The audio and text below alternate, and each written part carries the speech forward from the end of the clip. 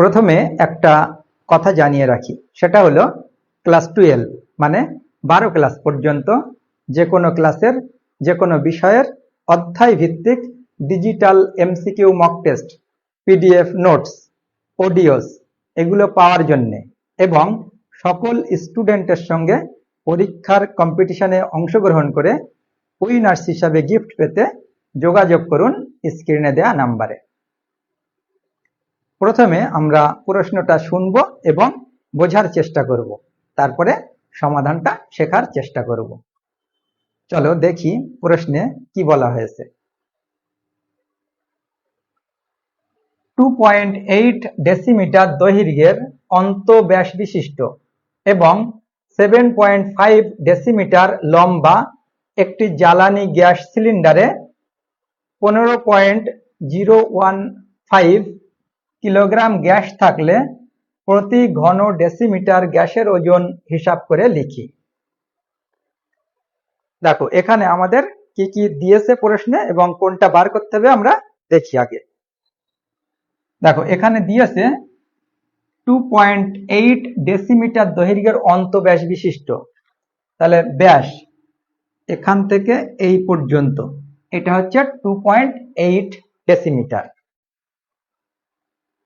এবং 7.5 ডেসিমিটার লম্বা, তাহলে এখান থেকে এই পর্যন্ত এটা হচ্ছে 7.5 ডেসিমিটার।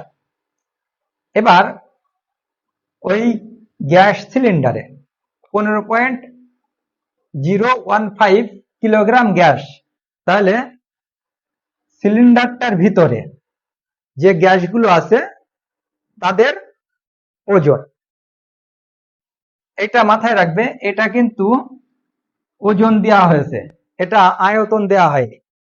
তাহলে আমরা আয়তনটা বার করব এবং তারপর বলেছে প্রতি ঘন ডেসিমিটার গ্যাসের ওজন।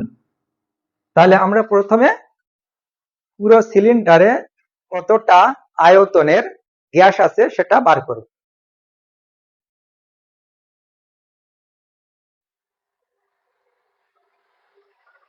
দেখো গ্যাস সিলিন্ডারের অন্তঃব্যাসার্ধ, তাহলে ব্যাসার্ধ আমরা এখান থেকে এইটা বার করব 2.8/2। যদি 2 দিয়ে এই ব্যাসটাকে, ব্যাস মানে 2.8 এখান থেকে এই পর্যন্ত, তাহলে 2.8 কে যদি 2 দিয়ে ভাগ করি তাহলে এটা হবে 1.4। এটা হচ্ছে ব্যাসার্ধ, তার মানে এখান থেকে এই পর্যন্ত এটা হচ্ছে আর সমান সমান 1.4 এবং উচ্চতা 7.5 ডেসিমিটার। এখান থেকে এটা এইচ সমান সমান 7.5। তাহলে আর এবং এইচ এর মাধ্যমে আমরা গ্যাস সিলিন্ডারে গ্যাসের আয়তন সেটা পাবো। সেটা হয় এই যে বৃত্তাকার ক্ষেত্র, এই ক্ষেত্রের যে পরিধি, এই পরিধির সঙ্গে ভুল হয়েছে, এই যে বৃত্তাকার ক্ষেত্র, এই ক্ষেত্রের ক্ষেত্রফল তার সঙ্গে এইচ গুণ করব। তাহলে দেখো এখান থেকে এই যে ক্ষেত্রটা এর ক্ষেত্রফল হয় পাই আর স্কয়ার। এবার এর সঙ্গে উচ্চতা এইচ গুণ করতে হয়, তাহলে পাই আর স্কয়ার এইচ সমান সমান পাই ইন্টু আর হচ্ছে দুবার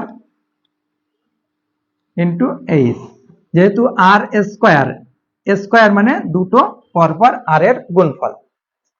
এবার আমরা মানগুলো বসাবো। দেখো এই পায়ের মান 22/7 ইন্টু আর, এই আর এর মান 1.4 ইন্টু এইচ এর মান 7.5। এবার এইগুলোকে আমরা পরের লাইনে দেখি কি করা যায়। দেখো 22/7 এটা থাকছে। এবার 1.4, তাহলে দশমিকটা আমরা উঠিয়ে দিচ্ছি, অর্থাৎ দশমিকটা সবগুলো সংখ্যার লাস্টে বসাচ্ছি। তার মানে 14 এবার একটা এই দশমিকের জন্য 1, আর দশমিকের পরে যে কটা ঘর পরে আমরা দশমিক নিয়ে যাব সেই কটা শূন্য, অর্থাৎ এই 4-এর পরে নিয়ে যাচ্ছি, তাহলে একটা শূন্য অর্থাৎ 10।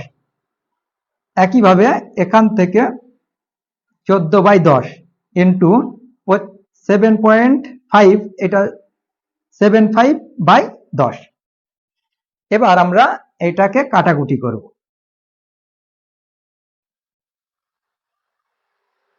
দেখো এই 7 আর 14, 7 2 14, এই 2 আর 10, 5 2 10, 2 দিয়ে কাটছি। এবার এই 5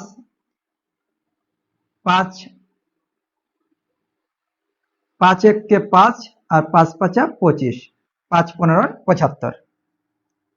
এরপর এই 15 আর 10, 5 দিয়ে কাটলে হবে এখানে 3, এখানে 2। এরপর এই 2 আর এই 14, 2 দিয়ে কাটলে হবে 7।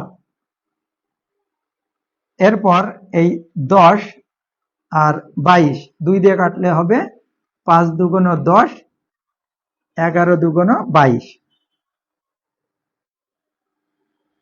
তাহলে এরপর আর কাটাকুটি করা যাচ্ছে না, কারণ নিচে 5 আছে, 5-এর সঙ্গে 3 7 আর 11 কাটছে না।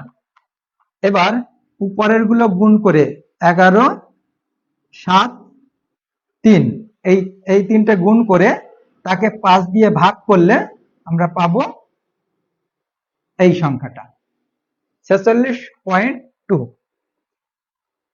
তাহলে এটা হচ্ছে আমাদের আয়তন, গ্যাস সিলিন্ডারে গ্যাসের আয়তন। এবং এই যে গ্যাসের আয়তনটা, এই আয়তন গ্যাসের ওজন আমাদের বলে দিয়েছে এত। তাহলে এত ঘন ডেসিমিটার গ্যাসের ওজন এত কিলোগ্রাম। 1 ঘন ডেসিমিটার অর্থাৎ প্রতি ঘন ডেসিমিটার গ্যাসের ওজন সমান সমান ঐকিক নিয়ম, এইটার নিচেই এইটা আসবে, তাহলে এত বাই এত। এবার দেখো এটা হচ্ছে নিচের সংখ্যায় দশমিকটার পরে একটা সংখ্যা আছে, তাহলে দশমিকটা 1 ঘর ডান সাইডে নিয়ে গেলাম, তাহলে এইটাও 1 ঘর ডান সাইডে যাবে। তাহলে হবে 150.15 বাই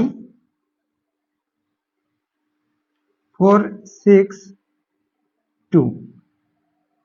এবার এই সংখ্যাটা যদি আমরা ভাগ করি তাহলে আমরা এই সংখ্যাটা পাবো।